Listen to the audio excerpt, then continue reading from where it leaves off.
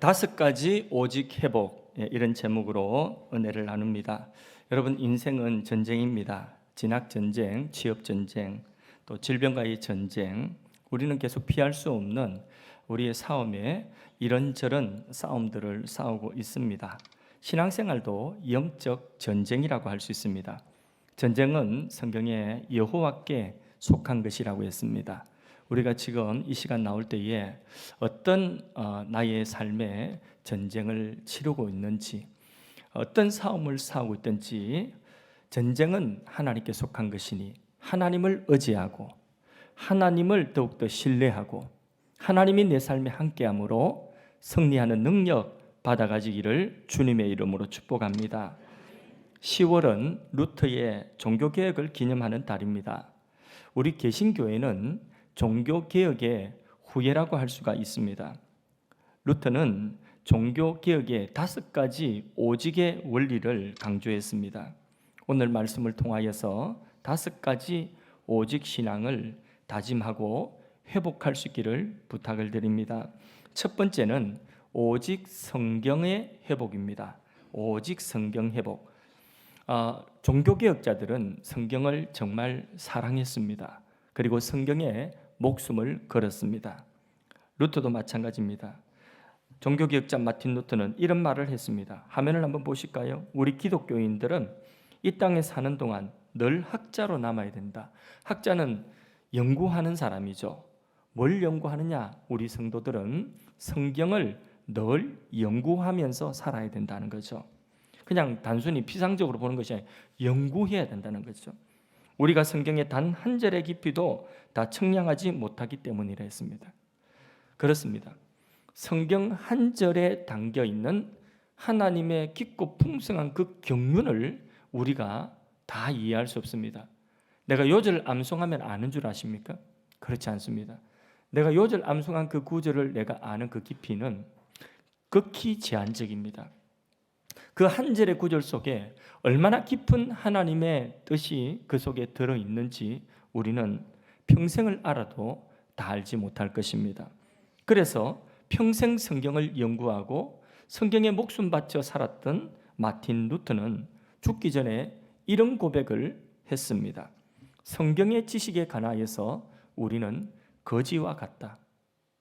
그렇다면 정말 성경을 우리가 한두 번 읽은 우리로서는 성경을 아는 것이 아니라 그 성경을 아는 그 지식에 있어서는 정말 거지 중에도 상거지일 수가 있습니다.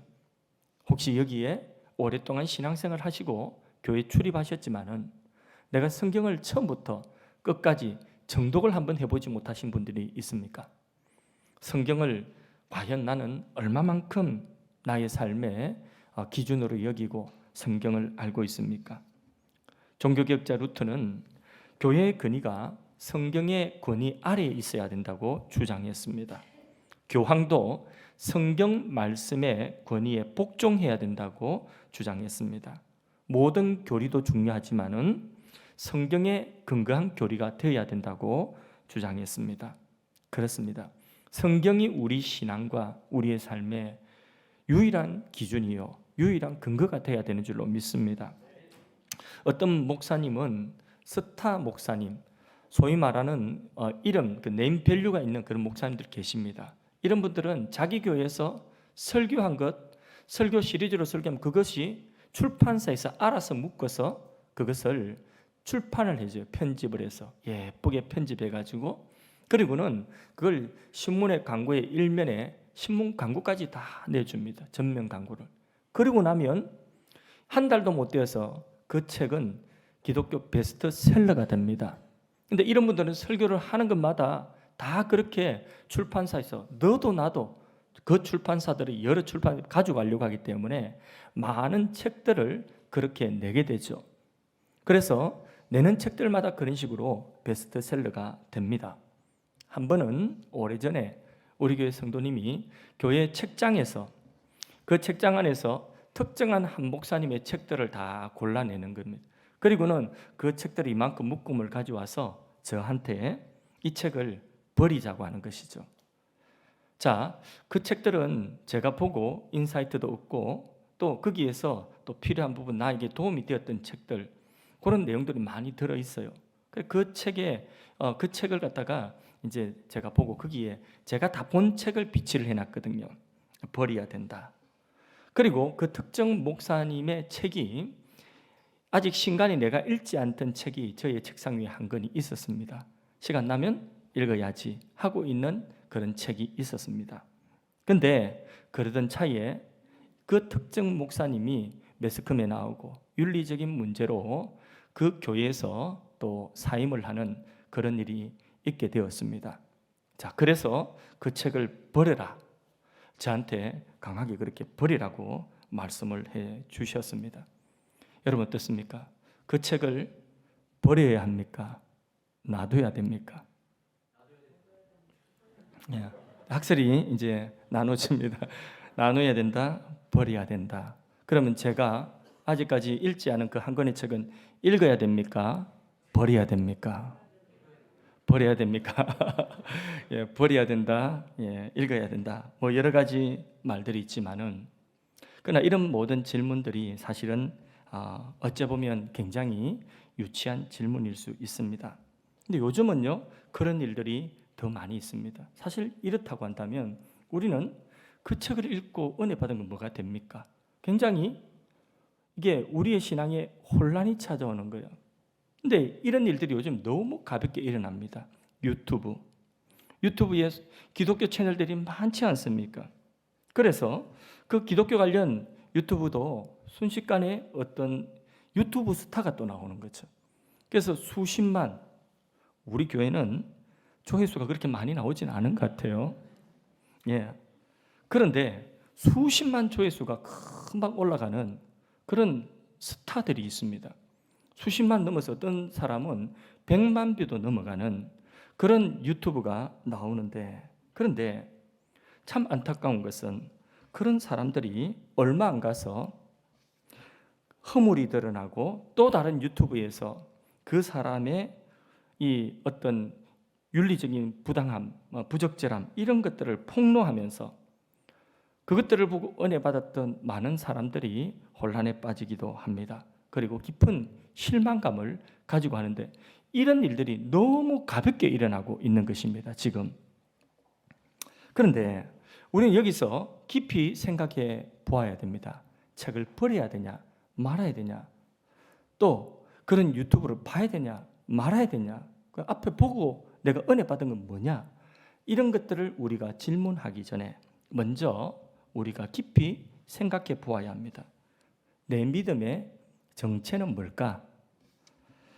하나님 자체보다도 그 평판 좋은 목회자나 또 어떤 유명한 그런 어떤 목회자의 그 신앙의 서적이나 그런 것들에 의지해서 내 믿음이 성장을 하기를 기대하고 나의 믿음의 근거가 거기에 있지는 않은가? 또 성경보다는 호기심을 자극하고 자신의 취향을 자극하는 그런 유튜브에 의지해서 종교적인 나의 감정이 만족되어지면 그것을 신앙으로 착각하면서 우리가 살고 있지는 않은지, 우리의 신앙의 내 믿음의 정체가 뭔가 하는 것을 우리가 생각을 할 필요가 있습니다. 무엇보다도 실수투성이고 연약한 인간을 향해서 너무 쉽게 감동하고 너무 쉽게 선동되고 그리고 쉽게 또 역으로 실망하는 그런 것이 우리의 신앙의 실체인가? 여러분, 한 번은 어떤 분이 저한테 어떤 목사님 대단하다고, 그 대단한 목사님 설교 한번 들어보라고 이러면서 저한테 소개를 합니다. 와, 이러면서. 그런데 곧 얼마 안 있다가, 우리 교회는 아닙니다, 얼마 안 있다가 또 그분이 만나니까 또 다른 데 푹 빠져 있어요.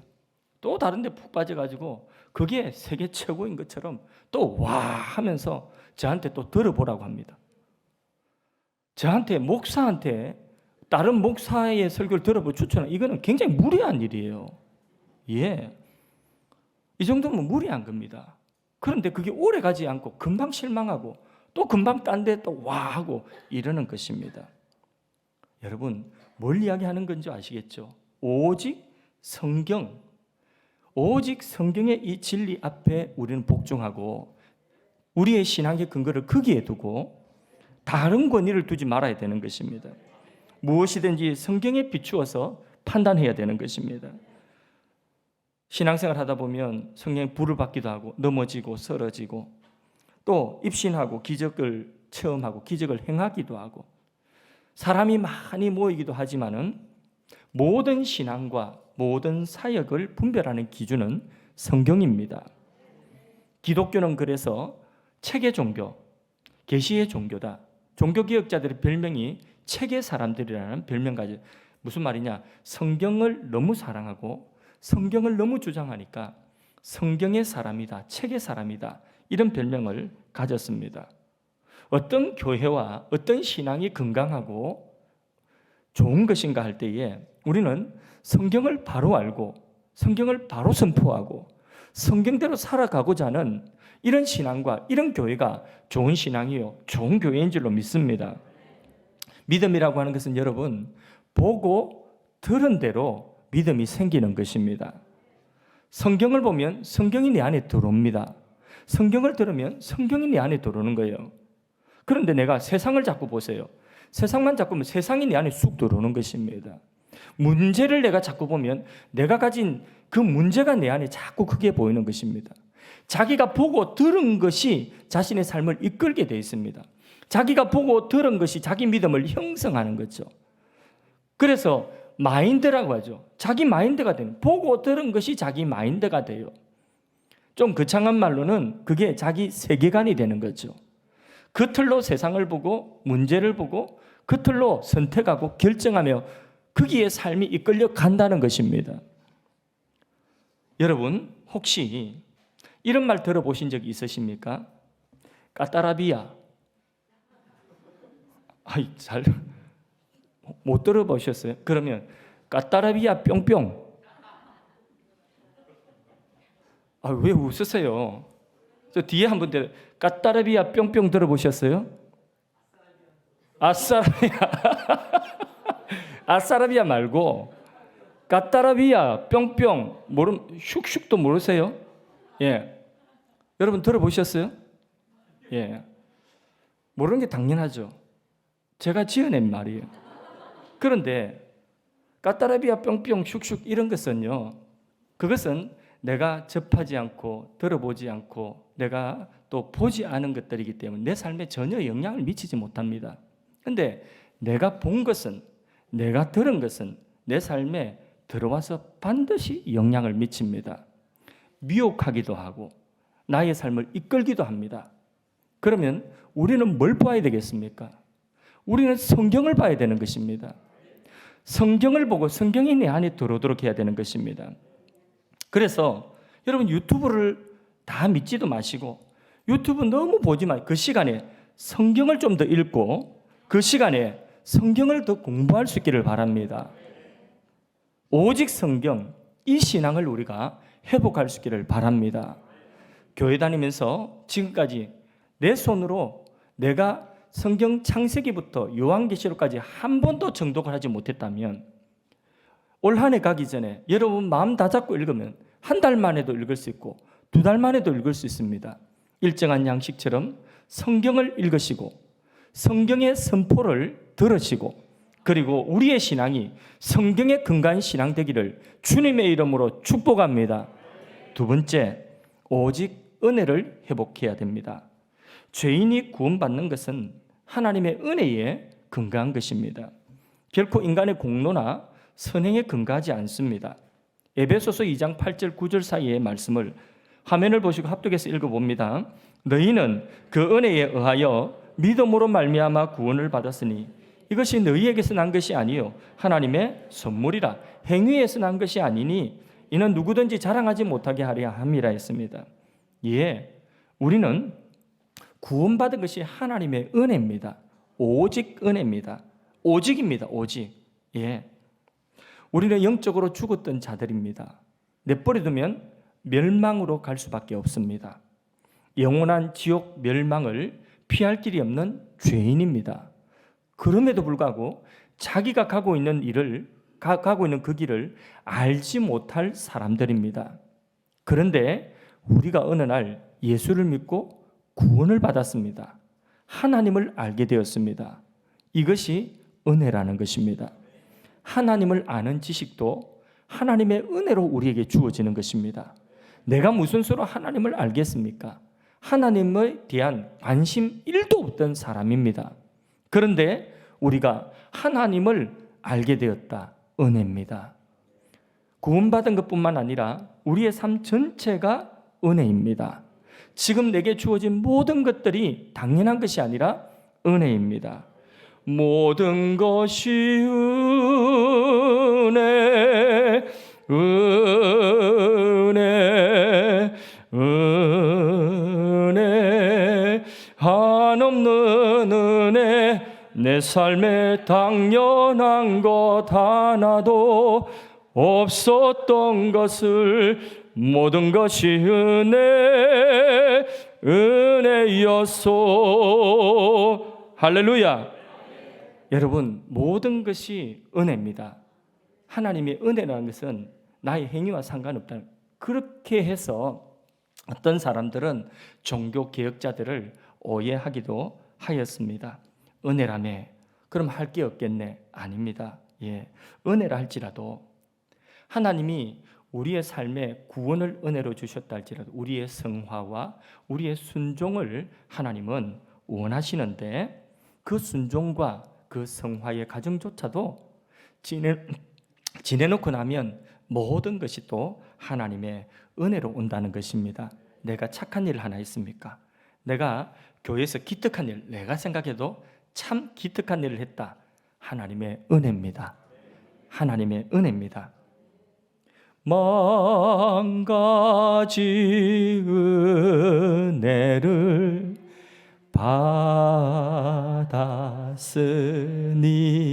받았으니 내 평생 슬프나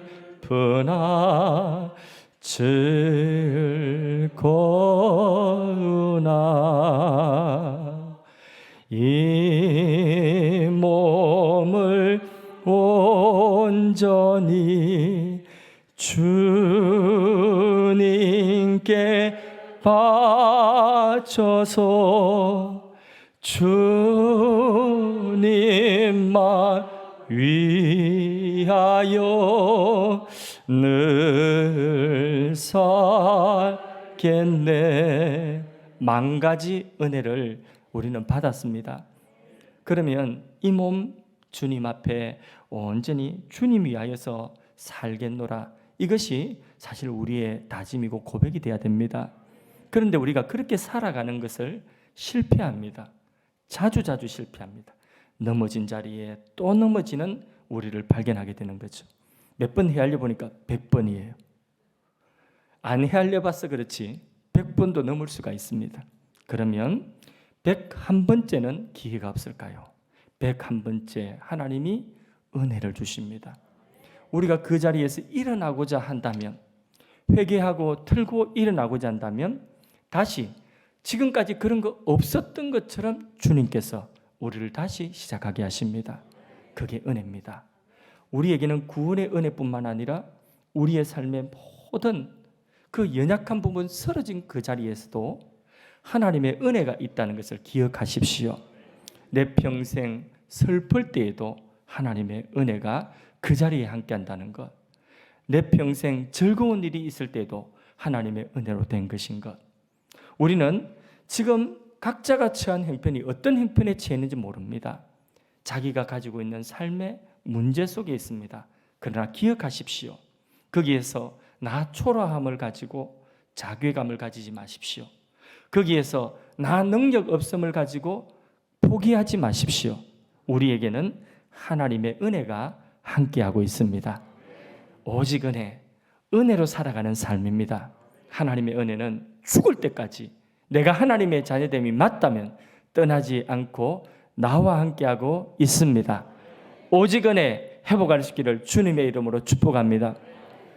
세 번째입니다. 세 번째는 오직 예수, 오직 그리스도 회복입니다. 오직 예수를 회복해야 됩니다.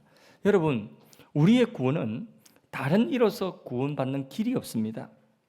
사도행전 4장 12절 말씀에 다른 이로서는 구원 얻을 이름을 하나님이 우리에게 주신 적이 없다고 했습니다.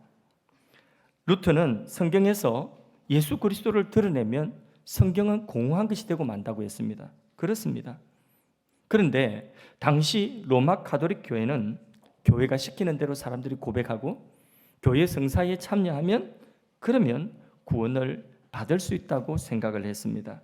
루터는 거기에 대하여 반대하였습니다. 신자는 예수 그리스도에 대한 분명한 신앙의 고백이 있어야 되는 것입니다. 교회를 출입하는 것도 중요하지만은 교회를 나왔으면 분명하게 예수 그리스도를 고백해야 됩니다. 나의 한 분뿐인 유일한 구원자로 그리스도로 고백해야 됩니다. 그리고 내 인생의 유일한 주로 목적으로 고백을 해야 되는 것입니다. 예수님이 선지하신과 그분이 이 땅에 동정녀 탄생, 그러니까 성육신 하신과 그분이 내 죄를 대신하여 십자가에 대속하신과 죽으실 뿐만 아니라 부활하신과 하늘에 오르셔서 영광 중에 다시 오실 재림까지 주님이 행하신 그 모든 일들이 나의 구원을 위한 그 사역임을 우리가 고백하는 것입니다. 예배 시간에 신앙 고백을 그냥 헛투루 하는 것이 아닙니다. 이 사실을 고백하고 우리는 그 고백 속에 살아가는 것입니다. 예수님 한 분의 사역으로 우리의 구원은 충분합니다. 예수님 한 분이 우리 인생의 구주가 되실 뿐만 아니라 우리 인생에 예수님 한 분이 주가 되셔도 우리의 인생은 충분히 성공할 수 있습니다. 후회함이 없이 살아갈 수 있습니다. 중세교회도 예수님에 대해서 말했습니다.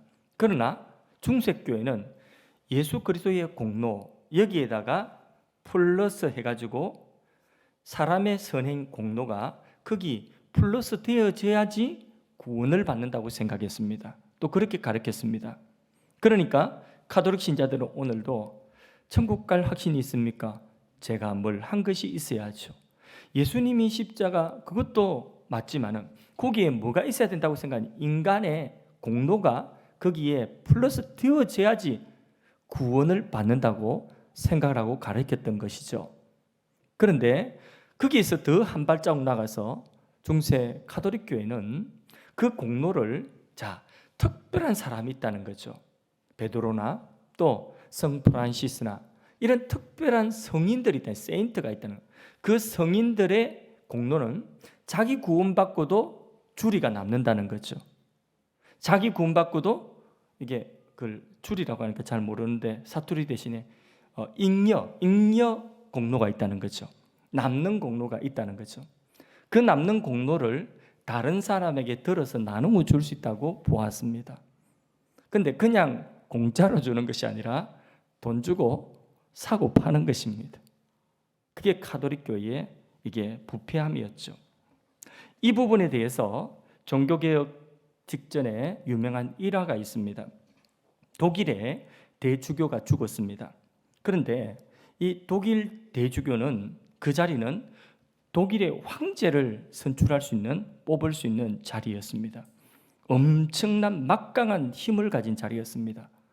그러니까 사제들이 너도 나도 독일 대주교가 되는 것이 그게 꿈이었겠죠.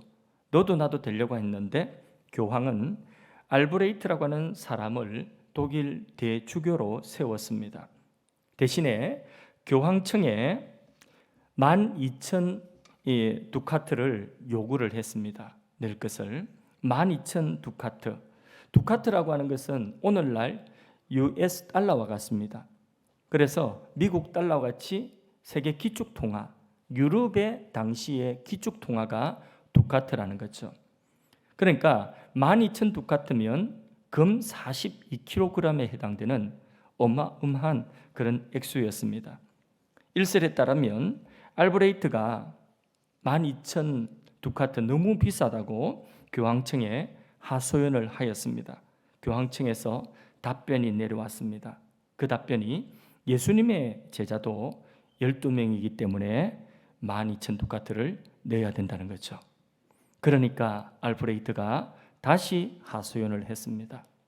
십계명은 10계명이 되지 않습니까? 그래서 1만 두카트로 해주십시오. 뭐 성경적인 것 같습니까? 왜 그렇게 진지합니까? 그래서 1만 두카트로 합의를 보고 대주교직을 샀습니다. 그 주교직을 사서 한 일이 무엇이겠습니까? 그것 사서 이제 그 돈을 다시 보충하기 위해서 소위 말하는 그 유명한 면죄부라고 하는 것을 만들어서 찍어 팔기 시작했습니다.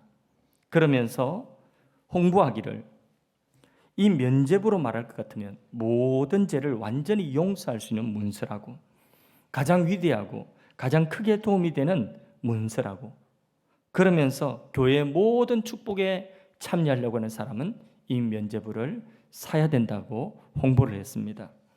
루터는 경악을 금치를 못했습니다.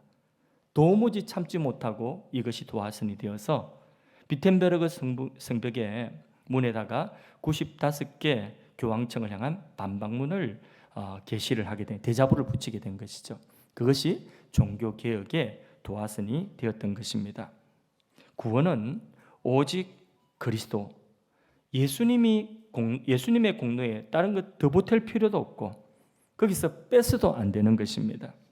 구원뿐만 아니라 우리의 신앙과 우리의 삶도 오직 예수로 충분합니다. 예수 중심, 예수 제일의 신앙을 회복할 수 있기를 바랍니다. 예수 믿는 신앙을 나의 소욕을 채우는 수단으로 여기지 마십시오. 오늘 예배드리러 나오면서 나의 예배의 목적이 내 삶의 어떤 소원, 그 소원을 성취한 수단으로 우리가 예수님을 혹이라도 생각하고 있다면 바꾸십시오. 예수님이 수단이 아니라 예수님이 목적이 되어야 됩니다. 이 시간 예배를 드리러 나오기 위해서 예배 드리고 예수님을 붙잡으려고 하면 네가 가진 재산을 다 포기해야 된다. 잃어버릴 수 있다. 그렇다 할지라도 그것을 다 포기하고 예수님을 붙들 수 있는 이런 고백과 이 신앙이 예수 중심의 신앙인 것입니다. 여러분, 예수님만으로 오늘 우리는 구원받습니다. 맞습니까? 그렇다면 한 가지 더 고백하십시오. 예수님만이 내 인생의 주인이 되시고 예수님만이 내 인생의 목적이 되신다 하는 것을 꼭 기억하시고 고백할 수 있기를 바랍니다. 오직 예수, 이것을 우리가 회복하고, 넷째, 오직 믿음의 회복인 것입니다. 기독교는 인간의 행위로 어렵게 되려는 종교가 아닙니다. 어렵게 되는 일은 오직 믿음을 통해서 됩니다. 그래서 이신칭이라 하죠. 오늘 읽은 로마서 1장 16절 17절 이 말씀이 이신칭이 복음의 핵심입니다. 믿음으로 구원받는다는 것, 어렵다함을 입는다는 것입니다. 그런데 루터에게 있어서 믿음이라고 하는 것은 무엇이냐? 하나님이 옳다 인정하시는 것이 믿음이라는 것입니다. 그래서 우리는 천만인이 다 옳다 한다 할지라도 하나님이 옳다 인정하지 않으면 그거는 헛일입니다. 그러나 사람 아무도 인정해 주지 않고 나 혼자 쓸쓸하고 고독하다 할지라도, 때로는 섭섭하고 외롭다 할지라도 하나님이 인정하시는 그 일이 믿음인 것입니다. 우리는 로마서 오늘 읽은 보면 1장 17절 말씀처럼 오직 믿음, 오직 나의 의인은, 하나님의 의인은 뭘로 산다고요? 믿음으로 산다는 거죠. 무슨 말이에요? 하나님이 옳다 인정하시는 그 일을 하며 산다는 거죠. 믿음으로 산다는 것입니다. 할렐루야. 우리가 하나님이 옳다 인정하시면 사람이 알아주지 아니하도 우리는 그 옳다 하나님 인정하시는 그 하나, 그 믿음 붙들고 우리가 나아갈 수 있는 오직 믿음의 신앙을 회복할 수 있기를 주님 이름으로 축복합니다. 마지막 다섯째, 오직 하나님께 영광입니다. 여러분은 무슨 영광을 위하여 그렇게 열심히 살아가십니까? 밤잠을 자지 않고 주중 예배도 못 나오시고 무슨 영광을 위해서 성경도 제대로 읽을 시간이 없고 밥 먹을 시간조차 없이 그렇게 밤낮으로 열심히 살아가십니까? 무슨 영광을 위하여서? 고린도전서 10장 31절에 우리에게 무엇을 위하여 살아가야 될 것인지 분명히 말씀해 주고 있습니다. 같이 화면 보고 읽어볼까요? 그런즉 너희가 먹든지 마시든지 무엇을 하든지 다 하나님의 영광을 위하여 하라 했습니다. 아멘이십니까? 무슨 일을 하든지 열심히 살아가는 그것이 하나님의 영광을 위한 일이 되어야 되는 것입니다. 그런데 종교개혁가 루터가 보기에는 로마 교황청이 영광은 하나님의 것인데 그 영광을 자기 것으로 가로채는 것을 보게 됩니다. 여러분, 참된 신앙은 모든 영광, 작은 영광이라도 하나 있다면 그것은 하나님께로 돌아가야 됩니다. 우리가 작은 영광이라도 내가 취할 것이 있다면 그는 결국은 하나님께 돌려야 되는 것입니다. 하나님의 영광을 위하여 살아간다는 삶은 내 삶의 모든 자리에서 하나님을 인정하고 높이며 살아간다는 뜻입니다. 그래서 누군가가 내가 어떤 일에 형통하고 어떤 일에 좋은 결과를 맺어서 칭찬을 한다면, 그러면 그 앞에서 직접 말하기가 힘들다면 속으로라도 고백하세요. 하나님이 하셨습니다. 하나님이 하셨습니다. 그렇게 하십시오. 또 우리가 살다가 때로는 비참한 자리에 떨어질 때도 있습니다. 때로는 병이 들 때도 있습니다. 그 비참한 자리에, 그 연약한 자리에 우리가 떨어질 때도 거기에서도 그 자리에서 하나님을 인정하고 높이는 것입니다. 하나님이 옳습니다. 하나님만이 옳습니다. 하나님이 합력하여 선을 이루실 줄로 믿습니다. 하나님을 신뢰합니다. 그 자리에서 하나님을 신뢰하고 하나님을 높일 때에 그게 하나님의 영광을 위한 삶이라는 것입니다. 루터는 겸손의 신학, 십자가의 신학을 강조했습니다. 자신 이름 드러나는 것을 굉장히 싫어했습니다. 루터가 제일 싫어하는 말이 뭐냐? 루터를 따르는 사람들을 향하여서 세상 사람들이 부를 때에 루터파라고 부르는 것을 제일 싫어했습니다. 내 이름은 숨겨주십시오. 저는 다만 구더기와 부대자루에 불과합니다. 그 정도로 자신을 표현했습니다. 우리에게 유일한 주는 예수 그리스도뿐입니다. 모든 것이 하나님께로부터 나오고 하나님으로 말미암고 하나님께로 돌아갑니다. 이렇게 고백을 했다는 거죠. 여러분, 우리는 모든 일에 무슨 일을 하든지 하나님의 영광을 위한 일이 되기를 바랍니다. 하나님의 영광을 위한 일은요, 우리가 시험에 합격하고 사업이 성공하여서만 하나님께 영광 돌리는 것이 아니라 그 자리에서도 하나님이 하셨습니다. 이게 하나님의 영광을 위한 것이고, 또 우리가 절망의 상황 속에서도 하나님이 함께 하십니다. 하나님이 합력하여 선을 이루시기, 하나님이 행하실 일을 행하시옵소서. 하나님께서 살든지 죽든지 알아서 하십시오. 하나님 높이는 그 자리에서도 하나님을 인정하는 것은 우리가 사업의 실패도 할 수 있습니다. 사업의 실패도 하나님 영광 돌릴 수 있습니다. 시험에 떨어져도 하나님께 영광 돌릴 수 있습니다. 하나님의 영광을 위한 우리의 모든 삶이 되기를, 오직 하나님의 영광을 위한, 오직 하나님의 영광을 위한 all for God, 이것을 우리가 회복할 수 있기를 주님의 이름으로 축복합니다. 말씀을 맺습니다.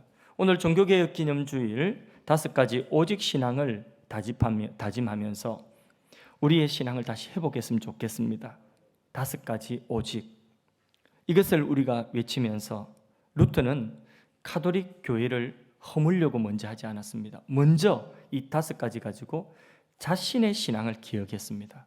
자신의 변화가 자연스럽게 교회의 변화로, 그리고 그 시대에 천년의 중세에 그 경종을 울리는 종이 되었던 것입니다. 우리도 그렇습니다. 우리가 하기 쉬운 말로 교회 이런 것 비판하고 한국교회 이런 것 비판하고, 그것은 너무 하기 쉽습니다. 아무 책임이 나에게 없거든요.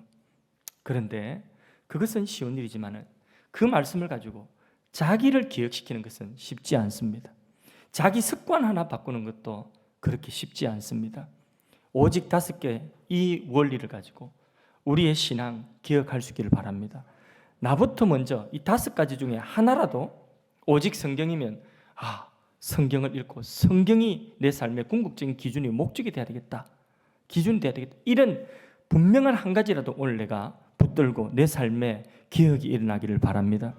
내가 변화된 그 자리에 가정이 변화됩니다. 나의 변화된 그 선한 영향력이 가정으로 물결이 되어 흘러가고 교회로 물결이 되어서 또 다른 공동체와 이 사회로 흘러갈 때에 그게 바로 진정한 개혁인 것입니다. 개혁은 나의 개혁으로부터 시작되는 것입니다. 5가지 오직으로 내 신앙이 회복되기를 주님 이름으로 축복합니다.